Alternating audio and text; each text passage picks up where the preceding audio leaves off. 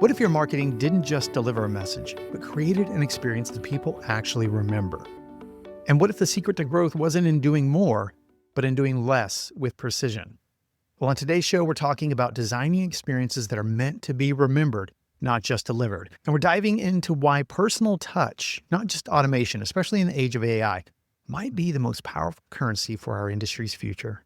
Welcome to the SKUcast, the podcast for innovators and maverick thinkers in the promotional product space. My name is Bobby Lehue. I'm glad you're here. Dean Caravelis is the founder of Blezoo, a marketing agency with a knack for creating branded merch that connects. Dean's a marketer at heart, having come from the buyer side before building his own distributorship. And he's now the author of a new book, The Experience in a Box Playbook, Touchpoints That Change the Game. It's a smart and actionable guide for turning swag into strategy.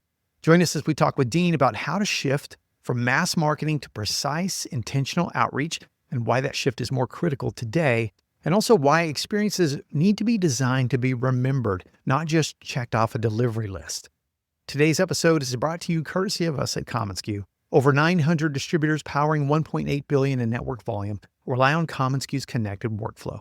Process more orders, connect your team, and dramatically grow your sales. To learn more, visit commonsku.com. Now, here's my chat with Dean. Welcome to the SKUcast. Good to have you back again. It's good to be back. I appreciate the invite to come and chat again. It's always fun to talk to you, Bobby. Last time we visited, you were obviously at SKU Camp talking about your experience in your business. And you just, as I mentioned in the intro, you just dropped a brand new book. What made you write? What inspired you to write The Experience in a Box Playbook? Well, I don't know if it's one of those bucket list things where, you want to write a book at some point in your life. And I talked to Pat Williams, one of the founders of the Orlando Magic, several years ago, who had written over 100 books. And he told me, don't write a book unless it's burning inside you to get out. And I sat on that for a while. And at one point I said, I think I have things that I need to get out. So I started writing and realized after a little while that I was writing 3 books. And, that's not going to be for good reading, right? So I decided to focus on one thing, like what's the most burning thing that's looking to come out, and it's related to my business. And that's when I wrote The Experience in a Box Playbook. It became more natural once I decided to just focus on one thing. And at that point got it done in really probably about 8 months. But, it's kind of up in the air how long it takes to do things, right? There's some books that can be done quickly, some take a while. Someone said it can take 8 months to write it. It took 10 months to live it, or 10 years to live it, and 8 months to write it. Give us a premise for those that are new to the book. Give us a premise, a synopsis of what the book's about. The Experience in a Box Playbook is really about swag. I mean, it's throughout the entire book, but I think if you zoom out a little bit, the book is more about how you think about your brand, how you can differentiate yourself by kind of changing the game on how you approach things, how to think about marketing and how to think about business development as well. And so it's kind of a, like you said, it can take years to write a book. Yeah, it took me 17 years to write this book ever since I decided to start Blezoo. So it's about all those things, but it's really talking to marketing managers about how they can reinvent their brand and how they can create a new world for their brand to live within. I read your bio at the beginning, at the top of the show. And so you have this experience as a marketer, like you come from, leading companies in marketing. So it's interesting perspective. I've always loved your perspective because you came from the buyer perspective. And so in the past, correct me if I'm wrong, but in the past, swag has always been an, oh, by the way, category. We need to do this too. Whereas now it seems culturally to have taken a more front and center approach. So your book couldn't come at a better time. Do you feel that too in the energy in terms of culture and merch and swag and how it's rose to prominence in that way? Oh, absolutely. In the book, I talk about my experiences as the marketing director in my past life and being prospected by all these companies that would just send me catalogs over and over and call me like incessantly. And back then it was, honestly, merch was just like cheap stuff you give out at a trade show because everybody else is giving it out, right? Yeah. And so I think it's definitely evolved over time. I think the visibility through social media and other factors online have increased that. And also, I think a lot of the retail brands that have entered the space have elevated it as well, sort of blurring that world, right, between promo and retail. And so I think all of that combined, I mean, just look at drinkware alone, Yeah. right? Yeah. I mean, it's sort of encapsulated every part of pop culture. So That's a good point. yeah, Yeah. quite a bit of an evolution. But you also sort of had your own evolution then as a distributor because you learned how to use it from the inside out. You learned how to use it to capture clients, to build a loyal fan base. And you've got this really great visual in the book, the shrimp boat captain versus the spearfisher when it comes to reaching customers, since you're talking to other distributors. How, like, this came out of your own experience. Like, it wasn't just swag is awesome, you should buy it. It was, we've done some cool things with merch and we want to share that experience. When it comes to reaching customers, how can distributors make that shift with precision and intention? And can you explain that analogy? Yes, sure. The shrimp boat captain is the person that drags the bottom of the sea with a net and sees what they can pull up. There's not a lot of intention in being a shrimp boat captain. I don't know if you've ever seen it, but it's pretty horrific the way it happens. And so I equate that to the 10 spam emails that I received today that have no personalization at all. They're just trying to get me to click on something or reply in some way. The spearfisher, on the other hand, it acts with intention, with personalization, understands who they're trying to connect with, and they use it as a tool to be able to build their brand and their reputation rather than just employing this army of one size fits all. And so the other thing you're alluding to is, right, we've heard it a million times: drink your own Kool-Aid, eat your own dog food, whatever analogy you want to use. And so for us, we want to lead our customers, and what better way to lead than to go, hey, look at this way I connected with you, and you can do this too, right? And so I think if we're not doing that as distributors, then we're kind of reverting back to the shrimp boat captain mentality, which also aligns with, well, here's a link. We can get you anything. Here's a link. Just look through that and tell me what you want. So I think it's a posture. Yeah, a posture. I love that word. You said experiences should be designed to be remembered, not just delivered. And I think as distributors, we sort of get caught up in the delivery part, like just executing on the tactical things as opposed to executing on the inspirational things. And so that's my takeaway from your book. Having been in the business for a long time, I was like, that's super cool. Are there patterns or approaches that you've seen? Like, you've developed these merch campaigns. I've received one of your campaigns. It was memorable. Have you seen these sort of patterns in campaigns that you're building, either in your own self-promo with clients or campaigns you're building for clients that sort of break through the noise? I think that the big pattern is, what's the emotion that I want someone to have when they receive this? And so in the book, I break down a few of those things, which is having one message, right? Like, think about how many times we've talked to clients who want to include everything, and so focusing on, like, what is the message you're trying to make and what's the call to action, I think is important. I think the emotion as well, right? You don't want to be whatever, if you're mailing something or if you're handing someone something or if there's something as an event, you don't want it to feel like a Me Too moment. Like, what I mean by that is like, oh, okay, I got one too. Yeah, it was just a thing. There's nothing memorable about it. Oh, they were checking the box. And so I look at it like putting your dollars to use and creating opportunities with those dollars rather than checking the box. That's just very forgettable. Yeah. Yeah. I love some of the campaigns, like we've both received these campaigns that people send to us that are highly memorable. The thing I love about what you said was the simplicity, like, because we do try, as salespeople, we do this, right? We try to share everything, and that story and that message, the more it can get simplified, the better. For sure. And I've said this before, commonsku and Blezoo both share a robot in their logo. And I don't know if that's a common thread, but you all seem to get it with your merch kits, with the way you position your brand, with the way you communicate, with the intentionality. So yeah, I'm speaking to the choir. That was some really good connection between commonsku and you guys. And how does commonsku help your team stay, I love the phrase outrageously remarkable. So are there examples of how commonsku has helped contribute to this sort of standout experience with your brand? I think the first thing that we found in commonsku, honestly, when we started using it was, well, the just the user experience of it for the team, but also presentation wise on the back end to customers. So presentation is super important to me. And so that was one thing that really stood out. And I think that has helped us stand out in a big way. At the same time, you all have a lot of outrageously remarkable people working in commonsku. I mean, you're packed with personalities there. I think that honestly, that shows through onto the CRM, right? And the roadmap and everything. So I think, the people, the culture becomes the product, right? Yeah. So I think that's pretty cool. Thank you for that. That's awesome. As you've scaled, how has commonsku helped you grow without losing that personal touch? I mean, you're really good at personal touch. The first time I met you, I got one of your cards in the mail. It just came right away. And I loved that little moment. But commonsku, then you work hard to build this personal touch experience. Then how does something like a complex platform that does so much on the back end help you deliver the personal touch?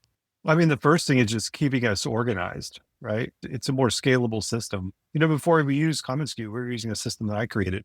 It was not scalable. Right. It was a lot of work, and commonsku, when you take the time to input things the right way and complete information and documentation, it makes the next order easier, and the order after that easier, and the order after that easier. So that's one of the fundamental things about the platform, is just making it easier to be able to replicate things down the line. We've also used it for kitting. We've used it in unique ways for kitting, to be able to organize our kits and bundle the pricing, and also have used shops effectively and been able to use that to be able to create a more seamless experience for the customer and also for our team as well.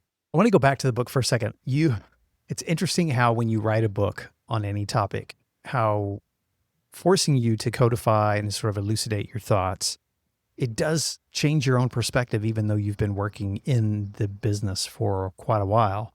But how did writing and releasing these books sort of change you and your mindset? Yeah, like did you grow in conviction? Did it change in any way the way you approach the business as you worked through the fundamentals in the book? 100%. I'll tell you the funny thing about it is, so I'm writing the book over time. I'm trying to do it on, time block here, Saturday morning there. And what ended up happening was, when you're writing a book, it's kind of like making a song, right? You hear it so many times, it's like playing in your head. And I caught myself, right, throughout the week doing things or making decisions and then going, wait, that doesn't align with what I'm writing in the book. And so it has forced me to kind of think back and go, okay, no, wait, like I do have to eat my own dog food, especially if I'm printing it on paper and distributing it, right? So it really helped me sort of understand when I'm getting out of, alignment as well. And so that I caught myself doing that over and over again, right? I would tell myself like, wait, you're not doing, this could be more personalized. Why is this not thoughtful? Why is this more thoughtful than that? And it got me a little bit, if I started to get out of my spearfisher ways, it kind of got me back into that. So yes, that was probably the biggest epiphany I had, was the writing kind of helped me create mantras that I then started to create way more conviction.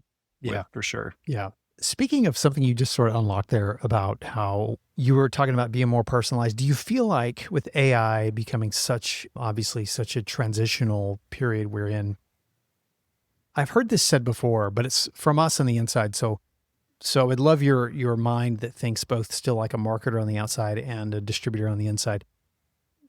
The personal touch is going to become more and more important. Do you think this represents an interesting new season of opportunity for us? On one hand, we're all embracing AI. commonsku is developing some amazing things with AI that will be rolling out soon.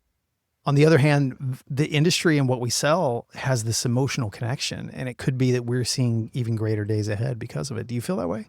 Yeah, Bobby, the thing I think about the most is, I have a pretty big vinyl collection, right? I probably have about 2,000 pieces of vinyl. Wow. And vinyl came in and then it just started declining. And now it's back and they're selling more than ever. And for a multitude of reasons, right? You can touch it, right? It exists in the real world.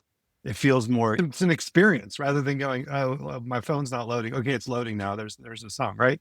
So I kind of equate that to a lot of other things as well. And so one of them, I think, is merch, because we are approaching a point in AI where I think we're not that far from questioning the authenticity of virtually everything that Yeah. we encounter, whether it's Right. news, did this Right. person actually write this email, right? Like and so to me, is there anything more real than getting something in person, right? Is there anything more real than face to face? So I could see that becoming more and more valuable, and also a breath of fresh air Yeah. from what we are on the precipice of, right? Yeah. Yeah. I think so too. I think it's such a huge thing. Your platform's growing between the book, the brand, speaking, mentoring. What's sort of lighting you up right now beyond just book and promo?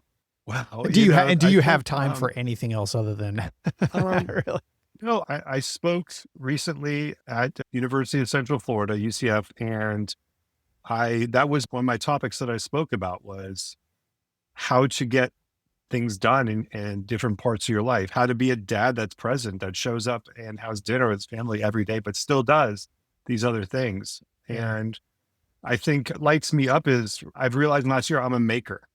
And so I like making. And so whether it's a book or a piece of content or working on a new product offering in my company, like I just like making. Yeah. And so to me, any opportunity where I can get a blank sheet of paper and think of an idea and bring it to life, and that to me is what lights me up. So I know I'm going to write another book about human connection that Mm. kind of goes well with the Experience in a Box playbook.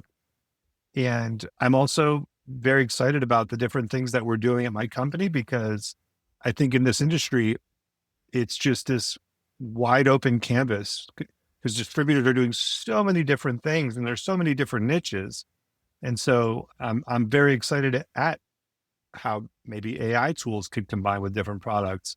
Where is kitting going in the future, right? And so I'm super jazzed about just creating new products and finding new ways to connect with customers. And so, yeah, all of the above. I don't know. Yeah, I don't yeah, know if no, I that's answered good. your That's good. question. No, that was great. Are you, I would assume then with the book written now, it's a phenomenal tool to like kick open the door with business and prospects. Like whether it's you're sending it to folks, whether you're using it to open speaking opportunities. I think we sort of minimize what kind of a lever that can pull for you on behalf of a brand, both personally and for your business. Have you already seen it sort of kick open those doors for you? And this is new, so like it's fresh. Yeah. I mean, yeah, the book came out about 3 weeks ago. So it's been pretty fascinating. The thing about the book that interests me, it's not a social post. Like it doesn't just happen and then, Yeah. oh, it lives, it's out there. And so I think the thing that excites me is like, I don't actually know what's going to happen. Right. And sometimes that's exciting when you don't know what's going to happen. But I can tell you that if customer has two people in front of them and one of them wrote the book on the topic, might have a little bit of an edge. Right. And so at the same time, I think people can forget social posts and LinkedIn posts. Yeah. And so for me, it was cathartic to get it out. And I do think, I don't know what it's going to do, but I do know that even just the element of getting that out and being able to use that as sort of a proof of concept for what we're doing at Blezoo, and also some of the thoughts that I've been talking about with my company for years, I think is going to have positive benefits, but I'm not really sure. We'll find out in a year or two. I have no idea. Well, as for those listening, not all of us are going to write a book, but we all sort of we all live with these conceptual ideas in our minds, right? The kids call them side projects. We always have these things in our head that we're like, I really should do this, whether it's launch a podcast, create a newsletter, write a book. And since you're a maker, what advice would you give to those thinking about it? Now, having said, because I remember talking with you in the early days of the book writing, and you were trying to you were in that stage where I've got to get this thing done across the finish line. You did, and it was not an easy lift. So how would you encourage others who are like looking at this big creative project they need to launch that was going to be beneficial to themselves, to their brand? How would you encourage them now on the other side of that book? Well, I can give a couple pieces of advice, which are things that I've heard in the past. And so I'll say that,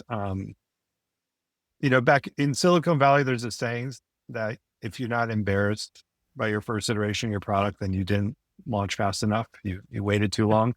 And so Interesting. I Yeah. would say before you write a book, right, I think maybe posting something online like a blog or a LinkedIn post regularly and being able to get a cadence. I documented my LinkedIn posts for about 8 years. I have a Google Doc. Every time I do a LinkedIn post, I copy and paste them. I have like 8 years of content to draw on. So Yeah. I think sometimes getting into that writing habit, which nobody's going to tell you that more than Seth Godin, right? Like Yeah. write every day, write a little bit, get into that habit. I think that's one way to get at it. The second thing is with a creative project, there's going to be iterations.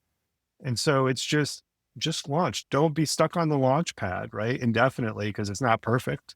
Launch and they get better. And that's really kind of like anything else we do, right? In life. We have a mutual influence. I say we, the collective we at commonsku, Mark, others with between, and you and Seth too. He has been a big influence in your life. He wrote a blurb for your book. That's pretty special. How has he, I would call you a mentee of Seth's, and how would you say that he has impacted your work?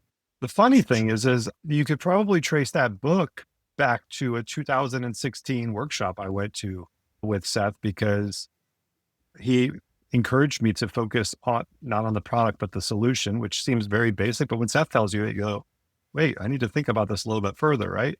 And so my Alt MBA project was some of the kitting stuff that I'm doing now. And so he's been a big influence because he talks through a lot of the elements that are kind of universal within marketing. And we can sometimes dismiss things saying, well, those are just words. The promo is different, but there's common threads in all marketing. And so he's been just a great advocate. And yes, getting the blurb, I joke with someone, I said, no, nowhere to go but down from here. I got it's like having, Michael Jordan sign your first book. Like, what am I going to do next? But yeah. And there's a section in the book about that workshop with Seth Godin towards the back. It's called the Ruckus Makers Workshop. And so, yeah, I would probably say that Seth was probably a big influence in this book, in just even writing this book. It started with him in many ways. Yeah. You heading into the year, we are sitting in the middle of a year that there's always a level of uncertainty, but there's probably a higher degree of uncertainty now than there has been in quite a while in the economy and just in business in general. I hear so many fluctuating reports from distributors and suppliers about how business is doing. As we close here, as you head into the rest of the year, how would you encourage other distributors like you who are running progressive businesses, your high touch, amazing brand? You've built this really cool experience, this great company with great people.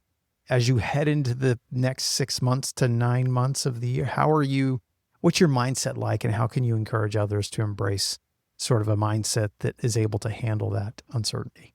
For me personally, whenever there's an environment that's uncertain, I just kind of go back to basics, right? And just focusing back on the basics. And I think that's really important, right? Like, how do we engage? Looking at our processes, seeing if there's anything that we can do to improve, looking at your client list and seeing if there's ways that you can re-engage with people. So I just think you should always be going back to basics, right? Like, Yeah. Tiger Woods had a swing coach, right? And I think when we stray from that, we focus on a little bit too much hot sauce.